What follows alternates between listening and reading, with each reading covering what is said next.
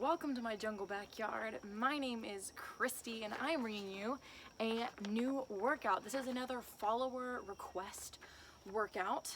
I can't remember her full name. I should have written it down, but it ended in 1997. I was thinking, hey, that wasn't too far from when I was born. So she asked that I make an advanced core workout, which is what we're gonna do today. There are, surprise, a lot of burpees, which really work your core. They help stabilize your core. And ideally, when you're doing a burpee, you're going to be engaging your core the entire time because you are getting some impact in there. Your whole body is having to move up and down. And then I'm going to add a little extra something to make the burpee even more awesome and also horrible at the same time. I'm going to add tucks, I'm going to add split jumps, and then we're also going to do some more traditional, what you would normally think of as core work as well in this workout. You're going to need a weight, and I want you to use a heavy weight. I don't want to see 5 pounds. If you are doing an advanced workout, you can use heavy weights. And I want you to use something that is no lighter than 20 pounds.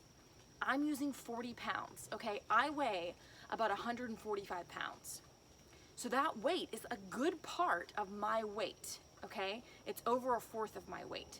So I want you to use a heavy weight. Don't go light on this.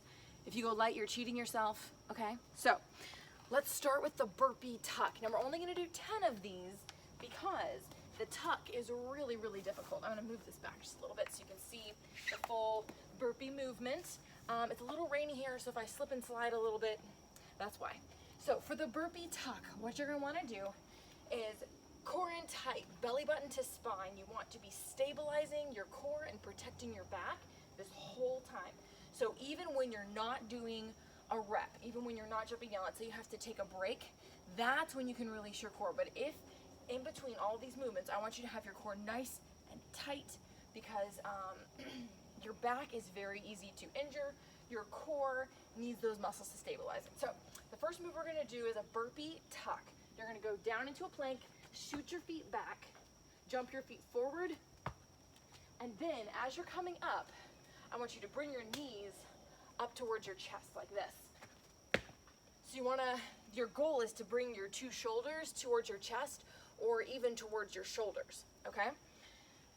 So again, you're gonna go down into a plank, core is tight, you're not sagging your hips, you're also not hiking your hips up like this. We're not in downward dog, right? We are in a nice plank, core is tight. We're gonna use our core to pull our legs up towards our chest, and then we're gonna do a knee tuck just like that. So fast, it'll look like this.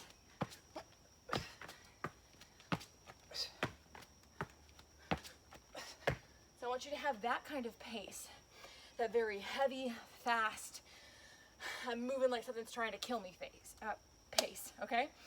So I want you to do 10 of those, and then I want you to go directly into this next move. Usually I would say take 5 or 6 breaths, but instead I want you to go directly into this move because we're laying down. So you're going directly from up, down, cardio to laying down on the ground. So this is gonna be very challenging for your circulatory system, which is really good because it'll help you burn calories. So for the side V up, you're gonna be on your side. You're not forward like this where your shoulder's on the ground. You're back, so your shoulder's kind of out. You're sitting on the fleshy part of your thigh and your butt, and you're going to go up into a V and then go back down. I'm like a little bit close to this wall over here. I got limited space. So you're gonna come up, touch your toe, and then come down. Come up, touch your toe, and then come down. Now for these, going slower is actually better because you're having to control this movement. So on the burpee tuck, I told you go fast. But on these side V-ups, I want you to go slow. So we're switching up the pace, and that's really gonna help your body be really well conditioned. So again, you're gonna go up, squeeze those obliques, keep your core tight, belly button to spine, touch those legs, hold it for 1 second, go 1, 2, come back down, come up, 1, 2, come down. Now we're gonna do 15 reps on both sides, but right now we're just gonna do the right side. And then we're gonna go on to the burpee again, but this time we're not doing a tuck. This time we're going to do a split jump. So you're gonna do a burpee like last time, but when you come up, instead of bringing both your knees up in front of you, you're gonna bring one knee up in front and that other foot out behind. So it's like you're doing a jump lunge almost, or a split jump in the air. So it looks like this. So you're bringing one knee up front, and then that other knee you're kicking back, like that.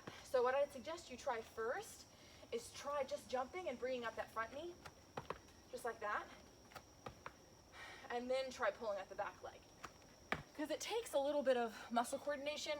The first time I tried this, I was pretty much the same physical condition I am right now, but it was really hard for me to figure out the first time I did it. So be patient with yourself and practice this before you do the workout so that you're not really frustrated while you're trying to do the workout. So the full movement is gonna look like this. Go down, core is tight, pull those knees up with your core and jump, do the split jump. Then go back down.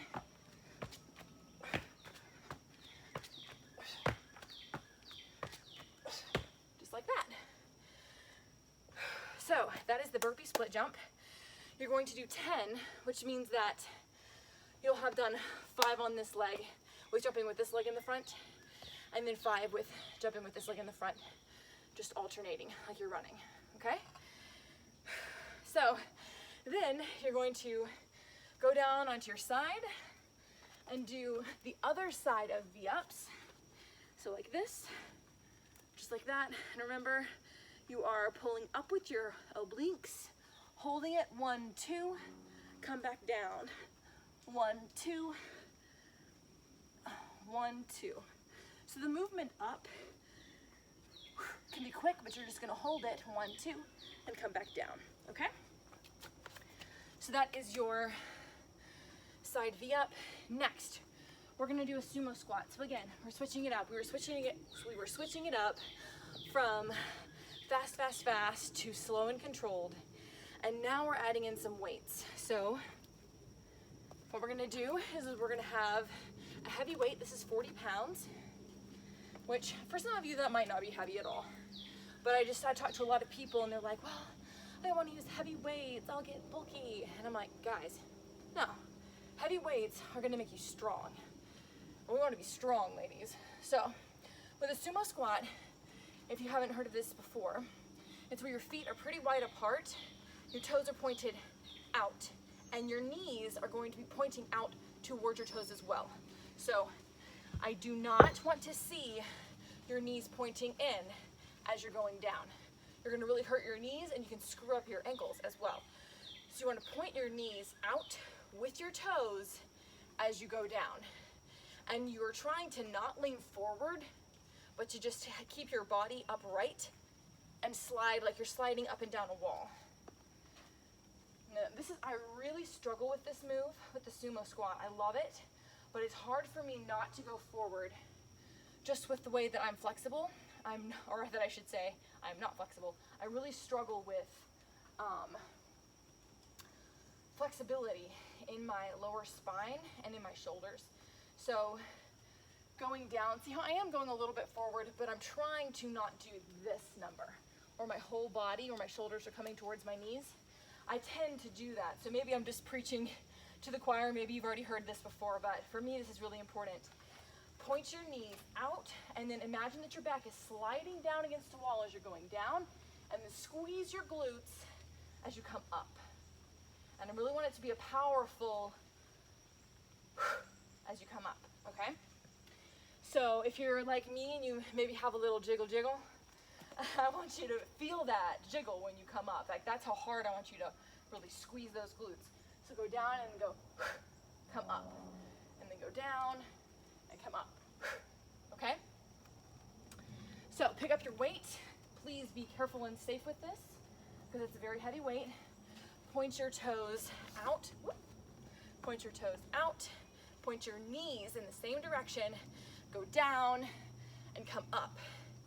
Now make sure that you hold your weight at your chest for this workout because that's really gonna work your core, because your core is having to stabilize with all this extra weight it's not used to having. If you hold it down here, you'll still get a lot of work in your legs, but the focus of this workout is core. So I want you to hold that weight up high by your chest and go down and up. Now, if for whatever reason you feel like maybe you have some hand pain, sometimes I get pain in my hands, so I'll put the weight on my shoulders, and that actually can make it even more difficult. It kind of depends on your flexibility and your strength, but if you want to, you can put the weight on your shoulders and go down and up. But in my opinion, for me, it's much harder if I put it in the front, because I tend to pull this way anyway, so I'm having to pull against my nature, and it's much harder for me to do the squat with the weight in front. So again, the whole point of this whole workout is I'm trying to make it hard on you, because this is advanced. Your body needs a lot more to make it work as hard as it did when you first started working out.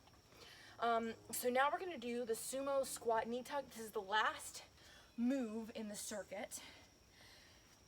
So you're going to be wide like this. You're gonna go down into a squat, and then you're gonna jump up. So it's taking a little bit of a different kind of coordination, because you're out wide like this, so it feels kind of awkward to bring your legs up when you're already kind of down. But again, that's kind of the point. I'm trying to make it hard on you. So you're coming down here, squat. Go back down, squat. So you're landing in the squat. It's very important that when you land from a jump, that you do not land standing up. If you land standing up with all of your joints stacked, all of that pressure, that impact, is gonna go all the way up through all of your joints. And it can really, really hurt you, not just at the point of impact, so maybe that's your feet, but it can hurt your ankles, knees, hips, blah, blah, blah, blah, okay? Especially your back. So when you land, you want to imagine that your body is a spring. So when you're landing from, let's say, those tuck jumps, you're landing on your toes and you're going down and into the squat, rolling into your heels. So when you land, you're landing on your toes, you're letting your body go down, let gravity pull you down, roll back onto your heels. This is distributing all of that impact throughout your body and also throughout your feet, so that all that impact is basically leaving your body, as opposed to being absorbed by your body from you moving, okay? So just imagine a spring, that's your body, okay? So when we're doing this move especially, it would be very easy, and I've even seen some instructors do this, where they'll do this move like this, okay? We're not Mario, we're not like a plastic little character. We are human beings who need to act like our bodies are a spring. So when you jump up, I want you to land, then kind of come back to squat, jump, land. With the jump squat, starting to rain, you're pulling your knees up to your shoulders, but with this move, I want you to pull them outside of your shoulders. So your arms are gonna be on the inside. So jump up, so I want your elbows to be on the inside of your body. It is starting to rain here. Like I said, I don't actually live in a jungle, but it kind of looks like a jungle. But that's the workout. I will share, my paper's so wet. I will share these moves in the description.